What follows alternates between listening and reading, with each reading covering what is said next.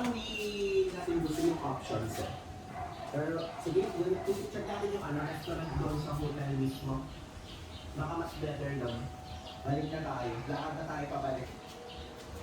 Bukas na tayo naman natin yung Lipa. Bani, okay, Malvin, and also yung ibang restaurant. Ibang restaurants na pinili sila sa Conway. Di ba natin state, kaya nalagay yung kanya, yung screenshot ng Google Maps.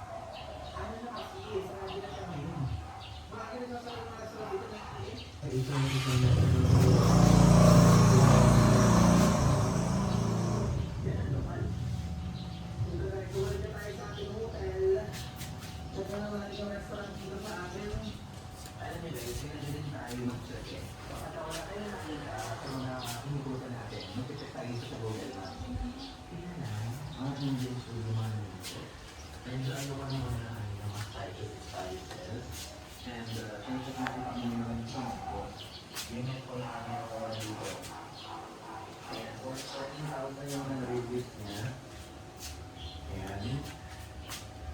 So natin actually, pero tayo na lang tayo dito sa restaurant sa atin here. Ang pangalan niya is Mo.